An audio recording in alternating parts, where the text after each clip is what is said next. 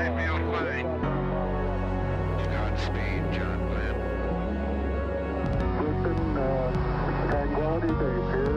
The Eagle has landed. Roger, Tranquility. We copy you on the ground. New possibilities are opening up for scientific cooperation between countries. 2, 1, 0, 0. Liftoff. Americans return to space as Discovery clears the tower. Discovery, go and throttle up. Discovery, Roger. Go for deploy. Thanks to you and to everybody in the shuttle program. The crew is go for launch. Roger. Nice to be in orbit. We have followed in their footsteps to get us where we are today.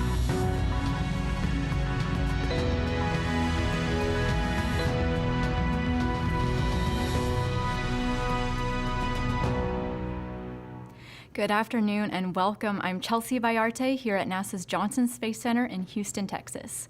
Today we're joined by NASA's SpaceX Crew-6 crew who just returned from the International Space Station after having spent 186 days in space. We're joined today by NASA astronaut Steve Bowen, who just returned from his 4th space flight. We're also joined by NASA astronaut Woody Hoburg and UAE astronaut Sultan Alneyadi, both of them having just completed their 1st space flight. Andrey Fedyaev is their 4th crewmate. He could not be here with us today because he's back home in Russia with his family. So I'm in another room, and then we don't have media in the room with them there today. We would hate for them to get sick right as they just got back to Earth. But we do have media here on the line. So if you have a question, go ahead and press *1 on your phone, on the phone bridge, to raise your hand, enter our question queue. But if your question has already been asked, press *2 to lower your hand and exit our question queue. We'll also be taking questions from social media using hashtag #AskNASA. I've got my phone right here looking for your Ask NASA questions, so be ready for those on social media. So I'm going to toss it over now to Steve Bowen for some opening remarks. Thank you. It's a great pleasure, and it's fantastic to be back here. And really, first off, I'd like to thank everybody here at JSC at NASA, as well as SpaceX, for the incredible flight on Dragon, both up, back down, and for our relocate. And in addition, all the control centers around the world. You know, Huntsville, Scuba, Munich, Moscow. It's an incredibly integrated team. And we're actually in just a few weeks away from coming up on more than 23 years of continuous presence on board the ISS in low Earth orbit. And I was looking at it and trying to get a sense of what that means. It's about 1/3 of the world's population wasn't even born when we first put man on board the ISS. So that's an incredible accomplishment, and we're just very proud and happy to have been a part of, so far, a chain of 69 increments, coming up on 70 increments. And you know, I think we did our part. I think hopefully we kept the chain strong, and we'll be able to pass that on to the next increment. And it's been an incredible pleasure for me, after several space flights, to get the opportunity to fly with Woody and Sultan and Andrey, and really, it's just amazing to watch people in orbit. It's really incredible. And thank you all very, very much. Thanks, Steve. Now let's jump into some questions. We've got some people here on the phone bridge. I'm going to kick it off to Marvin Marshall. He's with Space Report News. Marvin, go ahead with your question.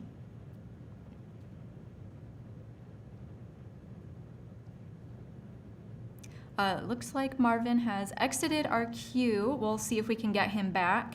And now go to Elizabeth Howell. Elizabeth is with space.com. Hello, everybody. Welcome back. I'm glad that you're safe. I wanted to ask a question of Sultan.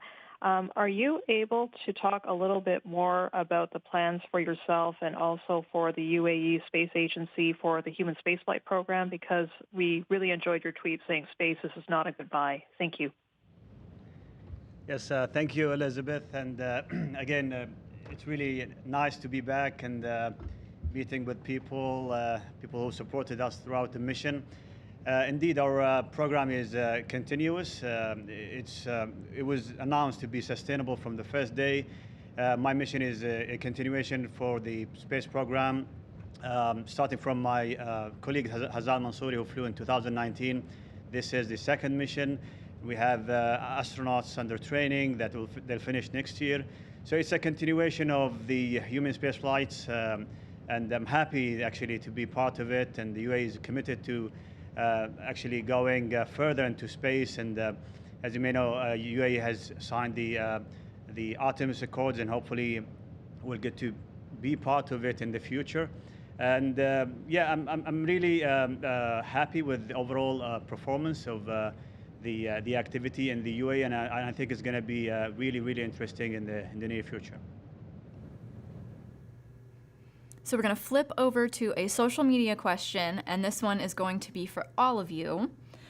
We talked a little bit about food before your mission, but now that you've been to space and back, Tori on X wants to know, what is your favorite food to eat in space? I think, honestly, our favorite food to eat in space is the fresh food we occasionally get when visiting vehicles show up. But on sort of a general, throughout the mission thing, mine changed. There were certain things I had early on that by the end I didn't want anymore, and toward the end I think the spaghetti with meat sauce, I think, is what we settled on for me. And Woody, what about you? Yeah, my favorite was pretty consistent with macaroni and cheese. That was always a special treat when that was available. But Steve's absolutely right. The variety in food is also really important, and we have an amazing food lab here at JSC that provides just a really amazing range of delicious meals. I was a big fan of making tacos, of quite a variety, so all sorts of different filling combinations, and that kept things interesting. I totally agree. We have a big menu, honestly. We bring food from JAXA, for example, from ESA. We have the standard menu from NASA, and we got to try some Emirati food as well. We did an Emirati night, actually, where we tried some Emirati food. But honestly, 6 months is a long duration when you start to feel bored from a specific food.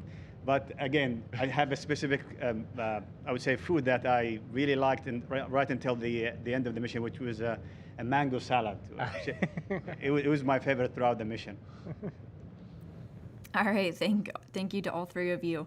Hopping back now over to our phone line, we've got Tanisha Thomas with Spotlight PA. Hi, I had a question for Woody. I saw you brought the terrible towel with you, and so I was just wondering how it felt to see your home state from above and also join plenty of other astronauts who are from Pittsburgh in space. Oh, thank you so much. Yes, it was an honor to continue that tradition. And yeah, it was really fun. It was right from the beginning of getting assigned and realizing it was possible to bring a few small items. I really wanted to bring a terrible towel, just as a lifelong Steelers fan. And seeing my hometown from orbit was amazing. It's amazing how quickly the scenery goes by underneath us, but those familiar landmarks that we've seen so many times. I mean, I could see the Three Rivers just standing out clear as day so many times passing over. So that was really, really fun.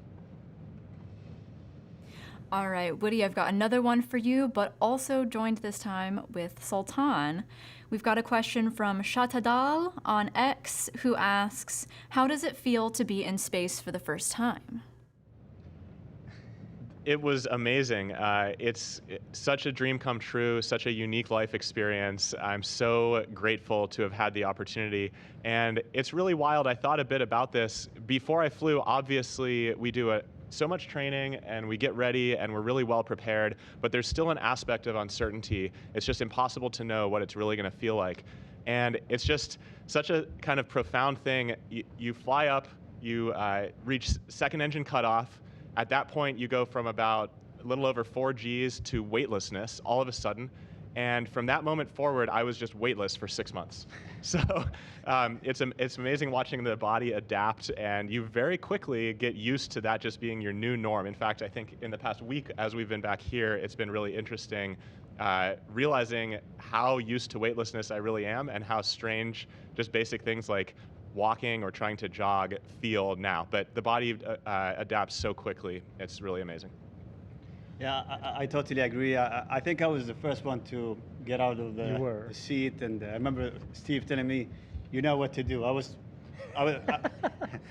asked to bring a cabin mic, so I was the first out to get out of the suit. And thanks to the advice that we always get, just to take it nice and easy, which I did, and because again, it's subjective. You don't know what's going to happen, how your body will react to microgravity. You could definitely be sick if you start moving really quickly and a lot of head movements. So I think I took it nice and easy the first few days, and it worked really well. And yeah, 6 months of weightlessness. It was amazing. It was really, really cool, just trying all aspects of physics and trying to just use minimal force to go from one place to another. And we had some competitions, right? I mean, going from a station forward, trying to float without touching any cables or hitting any walls or anything. So it was really fun just trying weightlessness for the period of the mission. All right, switching over to our phone bridge here with Ben Guarino with Popular Science. Hi, thank you for taking our questions. This is for all of you. I know you're kept very busy, but 6 months is a long time to be working on a science mission. So what did you do for fun? Did you have a favorite activity while you were off the clock in orbit? Thanks. Yeah, I think we all had our individual things that we used to fill that time that was available. We were really busy. I was commenting earlier that we actually had a lot of events and a lot of work to do, and so much of what we did, everything's interesting on board. But when you did have spare time, I spent more time looking out of the cupola without a camera this time, and sometimes just floating around. And really, I really enjoyed just hanging out with the rest of the crew on board. It was just a fantastic crew to spend time with, and that really, I was never ever bored on board, that's for sure. And yeah, the downtime is a fun aspect of the mission. We had a few chess games going on. We had a couple games with mission control, not only here in Houston, but around the world. There were a few chess boards in mission control centers, and we were doing 1 or 2 moves a day. So that was a really fun part of the mission. We also played some games on board. And then I just loved photography. Any chance I got going to either the cupola or what we call the wharf, which is our sort of photo grade window in the nadir portion of the U.S. laboratory. I really enjoyed getting better and better at taking Earth observation photos.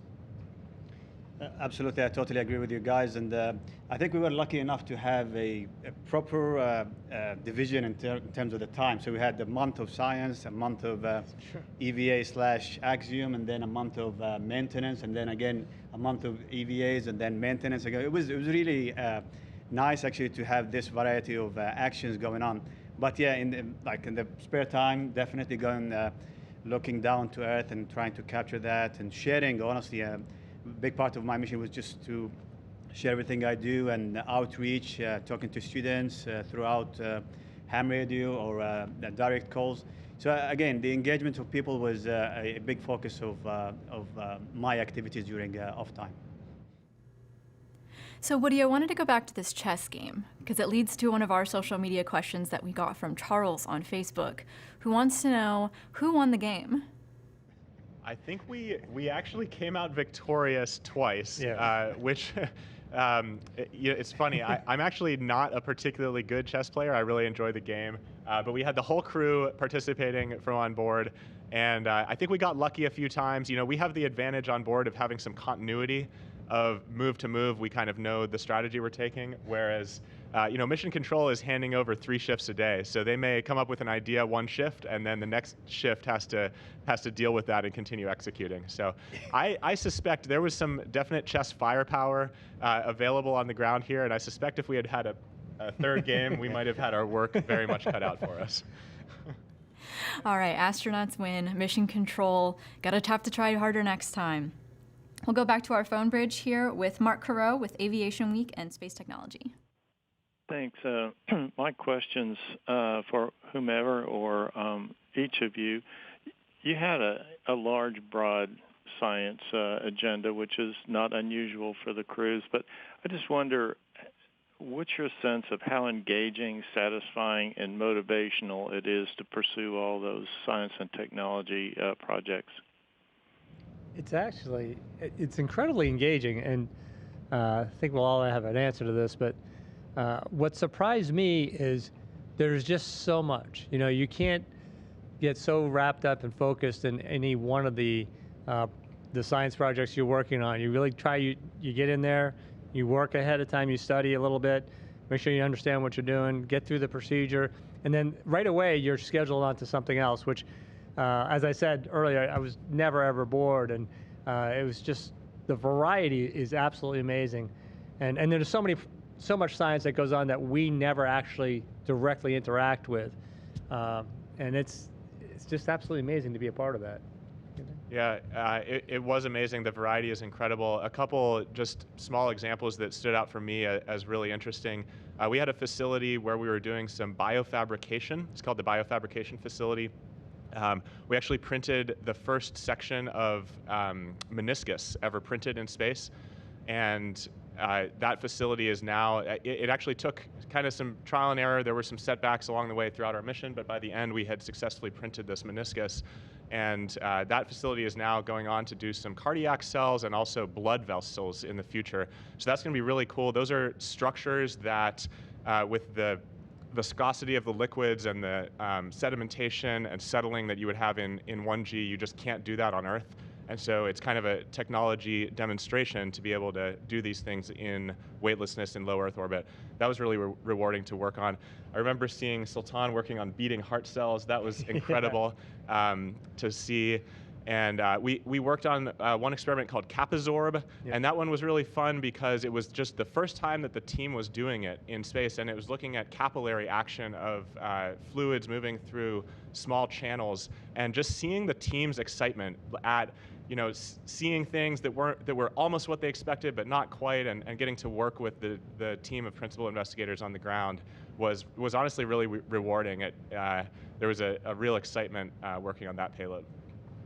Yeah, I totally agree with you guys, and honestly, the best part of it when you see like the reaction from the scientist. Yeah. So you'll be in a headphone and you're applying some medication or maybe just moving the samples under a microscope, and then you even like feel their real excitement seeing, as you mentioned, a heartbeat or a tissue. It's really amazing, and you feel how important the mission is, and why do we go to space and why do we explore? Because it's a unique environment to give us an insight for tissues, for example, or any biofabrication or the effectiveness of medication. So it's really amazing, honestly, and humbling to be part of such effort and let's say mission. So it sounds like a whole ton of exciting biology experiments, as much as other disciplines as well going on the space station that you guys got to work on. Thank you for your question. I want to go now to David Curley with the Discovery Channel. Yeah, I need a new meniscus. Thank you for doing the experiment. My question is actually for Captain Bowen. You're a senior astronaut. You grew up in the shuttle era. You've now done commercial crew and long duration. Can you give us some examples of how those experiences were different and changed, and what do you see it for the next 5 to 10 years in the future for future missions? Thank you. And that's yeah, I've been privileged to have that opportunity to be here long enough to see those transitions and actually work in each of those programs along the way. As the shuttle flights, when I first showed up, we arrived as a class shortly before the first increment launch to the International Space Station. And so the International Space Station was really the sort of the center of my entire time so far here at NASA.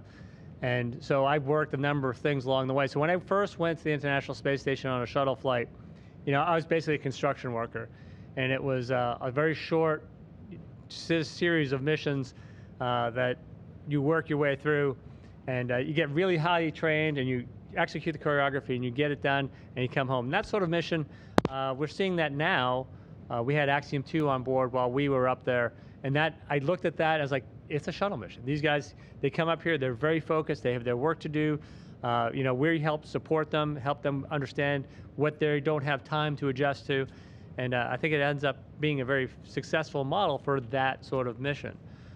So when I first came to station, life on board station was short, and there are certain things I learned. The odor of space station was similar to an odor of a submarine. That's not necessarily a good thing. You get used to it pretty quick, And so for a long duration mission, it was really interesting for me to sort of witness that transformation from that high intensity short to a much longer, maybe slightly lower intensity. I still felt it was pretty intense along the way. But the changes that you see in your body, which these guys really experienced wholly for the first time. I had my markers. I told them before we got there that, as we get past the first couple of weeks, I'm as much a rookie at this as they are. And it was really amazing to have the opportunity to be a part of that. The model that we're using, I think, helps sort of keep that continuous. The things we're learning by having long duration missions, not just for long duration for exploration for NASA, but actually we are also subjects of a lot of this science as well. As we've been joking that your mission really isn't over till the last sample is taken, and we've got another month or so of that to come. But just being a part of that and that sort of mission, and then I also worked exploration, so I worked part of sort of the Artemis and Orion programs, and that is sort of a different step entirely. And so I think each of these models really has their place going forward, and I'm hoping we're going to continue with these shorter science-based missions, regardless of where that comes from. We could maybe get back into the business of that at some level. The long duration missions, they're looking at different lengths of increments. We sort of settled into the 180 days based on need at one point, but we had looked at other increment lengths, and as the opportunities arise, maybe we can look at some of those. And obviously exploration, everything we're doing now in low Earth orbit will help us extend man's reach into further and further into space. And some of the missions we're looking at, those long durations could be several years, which other than whaling ships back in the 19th century, we really don't have a human model to emulate with, and that's a lot of learning we have to do before we get there. So it's been incredible to watch each of these phases and really be a part of it, and it's really exciting to going forward. It's not 5 or 10 years. I think we're looking at 15 to 20 to 100 years. It's great to be able to project that far into the future. It's really exciting. So I want to talk about the spacewalks a little bit. We've got a question from Shannon on X who wants to know, during an EVA or a spacewalk, are there a few seconds incorporated into the schedule for astronauts to embrace the moment and observe space? Well, I think I was lucky enough to be in that exact moment where sometimes we have downtime for the team to figure out the next task, for example. So we got a very lovely IV, and I think she was Anne McLean. She told me one time, take 5 minutes, take some pictures. So it was really great, just to have that moment and look down to Earth and seeing just nothing. What is protecting for you from dying is a thin glass, and just seeing everything crystal clear. So we do have some time to take some pictures and to observe the moment. Yeah, I have to call out the training we get here at Johnson Space Center at something called the Neutral Buoyancy Lab. It is amazing how well that prepares you for being in the suit on orbit. That plus just a few weeks spent in weightlessness. I was just right at home in the suit, felt super comfortable, and so that kind of allowed me to just hit the ground running straight out the hatch. Definitely had that, it's hard not to have kind of a task focus of wanting to jump right into your activities. For me, it was actually on my second spacewalk, right at the end. I think they sent Steve off to go fetch an item, and I happened to be back at the airlock just hanging out for a couple minutes. And so right there at the end, I did have some downtime, and I actually turned my helmet lights off, and we were in a night pass. And so I just remember looking out at the beautiful space station structure at night, and I'm really grateful that I took a few minutes there to just enjoy the moment. So we're going to try Marvin Marshall. I know we had some connectivity issues before, but if you've got your question, Marvin Marshall with Space Report News. Hi, my name is Marvin Marshall with the Spaceport News. Thank you again for coming back. Sorry that first try got disconnected there. Welcome back to Earth Crew-6. we spoke with you guys aboard the International Space Station there and asked if y'all were playing any pranks on each other. And we were just wondering if you guys wanted to talk about any of those pranks or, any other memorable times that you guys had up there. Thank you guys again. And it's an honor to talk with such an amazing crew. Welcome home. Let's see. We installed some new stowage compartments in the airlock, and I may have ended up inside them after install, locked inside, waiting for my crewmates to let me out. So you could have got. Well, I think you could have got. The amazing part is he fit. Yeah, I do remember that time when actually we pointed. You were in, and then we pointed the camera so the ground team can see it. And we opened the door, and there you are, inside the newly installed panel. So yeah, honestly, everything was really nice and cool. No, I would say serious or dangerous pranks, but yeah, we do love to joke and maybe compete with each other. We had. Just a small night of space games. We compete with each other, and it was really fun just having that capability to play in microgravity. Yeah.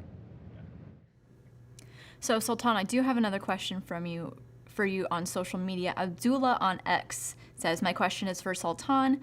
How does it feel to be written in the UAE's history pages forever?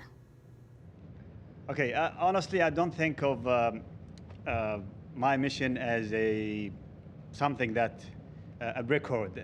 Records can be broken easily, but the impact, I would love to think of it as a good impact, a good mission.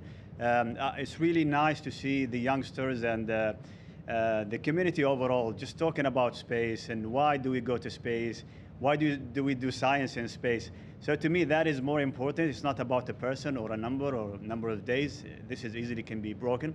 But when honestly, I want to go back and share the experience, share whatever I experienced. I want to answer some questions. I know many people asking a lot of questions. I want to give my perspective to my mission.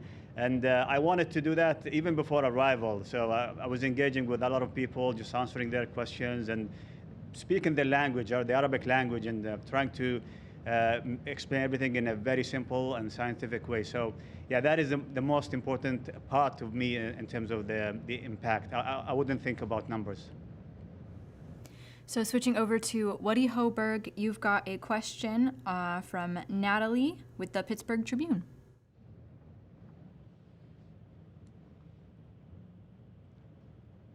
Hi, Natalie. I'm ready for your question. Natalie, are you on the line? Woody. This is for Woody and the rest of the team. After being out in space for 6 months and seeing Earth and the magnificence of space and everything from a totally different viewpoint, now you come back, did it change your philosophy or your perspective on on how to live life in the human race? And any trips back to Pittsburgh at all, Woody? Actually, yeah, I will be back in Pittsburgh in just a few weeks. My little brother still lives there, and I'm looking forward to coming and visiting in not too long. Seeing the planet from space is just incredible. The perspective we have, we're in low Earth orbit, so we're actually only about 250 miles above the surface of Earth. Earth is like 8,000 miles in diameter, so we're actually pretty close to Earth still, but we're just high enough to really get that incredible perspective of just how thin the atmosphere is, and it's just kind of right there in your face how precious and fragile this place is. So I definitely, as somebody who loves the outdoors, I've always felt passionate about protecting this amazing planet we call home, and I only feel more strongly about that after seeing it from low Earth orbit. Thank you for your question, Natalie. So going back over to social media, from Slobodan has a question about the general process of recovery now that you're back on Earth. Can you talk a little bit about that, and what is the average recovery time of a crew after being back from the ISS? Yeah, so as I commented earlier, we've really just started our recovery, and they block off about 6 weeks, and most crew members through the years have commented about 6 weeks. It feels like Earth is normal. It feels like this is where you've always been, this is where you belong. Sort of like space. When it took about 6 weeks, and maybe a little bit longer for your headspace. But every crew is different. Everybody's a little bit different.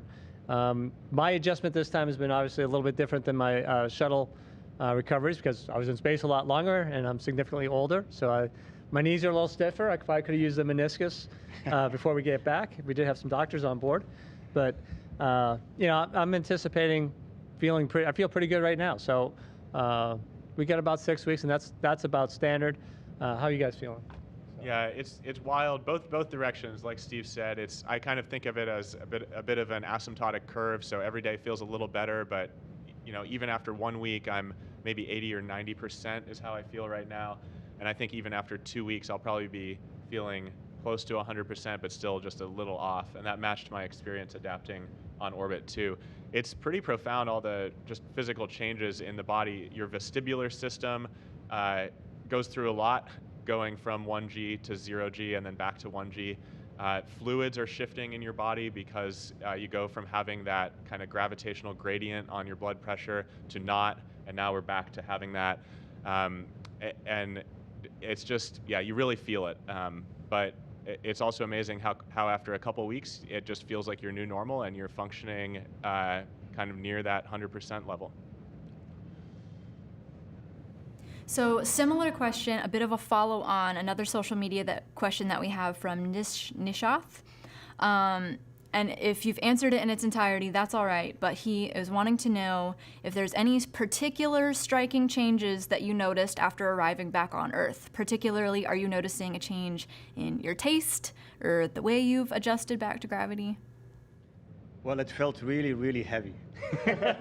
Honestly, I was off the straps, and I remember I was the last one to egress the capsule, and I did not notice that I was off strap until the recovery team started to pull me. And I thought, wow, it was only my weight just pressurizing me towards the seat.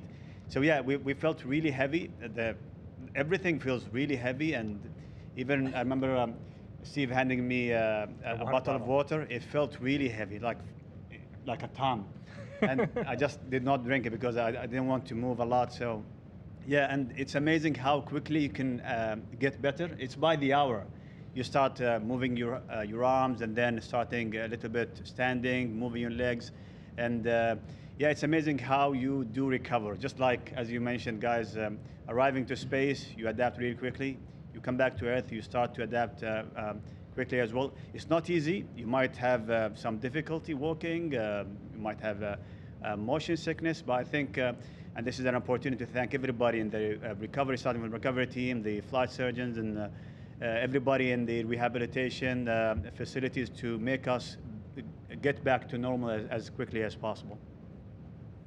So speaking about this adaptability, Samuel on X wants to know, what did you have to adapt to living in space that we could utilize here on Earth? So general advice for adaptability that we can use. I'm not even sure how to actually answer that, because what sticks out in your brain is the things that you actually had to change to accommodate living in space, and things you had to change back when you get here. But things that might impact how I live on Earth, I think this may just be me, but I try to be incredibly efficient in my home and elsewhere as far as how I put things away, how I pack things, the ability to find stuff, putting things in their proper location. That is a habit. Hopefully I didn't violate it too much on orbit, but I think that's a skill and a habit that you learn, you have to know on the ISS. And I think that's something I'd definitely take with me from that. Is there anything else? Yeah. Awesome. So that was the last question that we had submitted. I know we've talked a lot today about spacewalks, first space flights, favorite moments, favorite experiments. I just wanted to ask one last question to all of you. Is there any last bit of your mission that you want to share with us? I think that as we get the opportunity to go through the photographs and videos and things that we managed to gather on orbit, those things that will be much longer lasting than our memories, basically. I think there'll be things that we see and will be big reminders and cues, things that we've missed, things that were significant that we may not have had the opportunity to really think about and discuss. I had mentioned earlier I was starting to work through the 3,000 or so, 4,000 emails that we got while we were on orbit that and I was amazed at the amount of things that were accomplished during our mission, not necessarily by us, but I still get a lot of the all the ground emails as well. And so working my way through that, it was just an amazing opportunity to see the team and how much continuous work there was that went into our increment.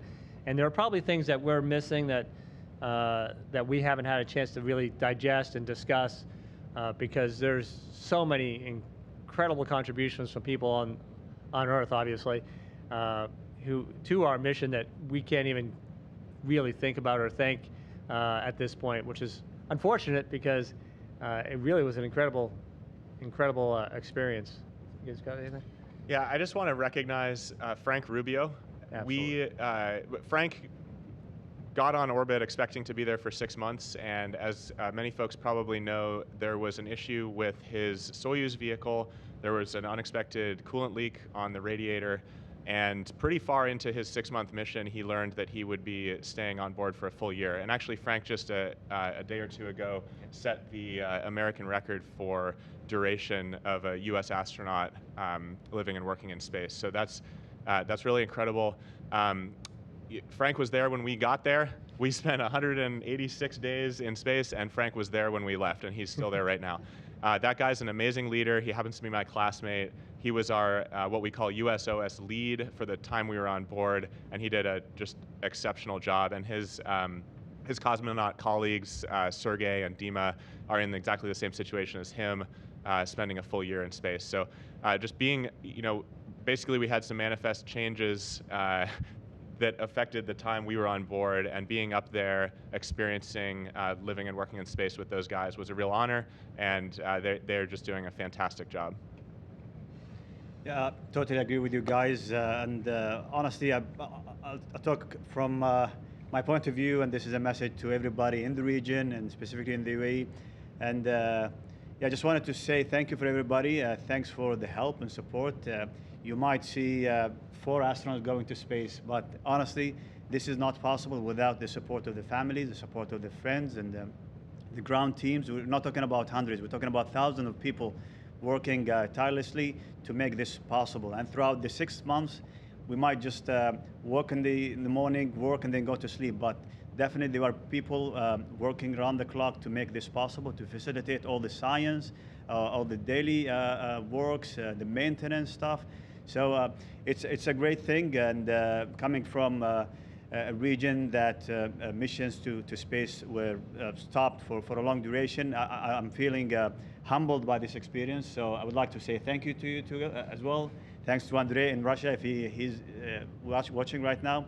So and I get to be asked honestly, do you want to go to space again? And I would say definitely I want to go to space. And if I get to travel with you guys again, I would definitely go with you again. So thank you so much. Thanks, Sultan. I want to extend my thanks to all of you, Woody Hoburg, Steve Bowen, and Sultan Alneyadi for joining us here today. And I want to thank everyone on the phone bridge and on social media for sending in their awesome questions. Crew-6, we wish you all the best. Thank you for being here with us today. That concludes our Crew-6 post-landing news conference. Thank you for joining us.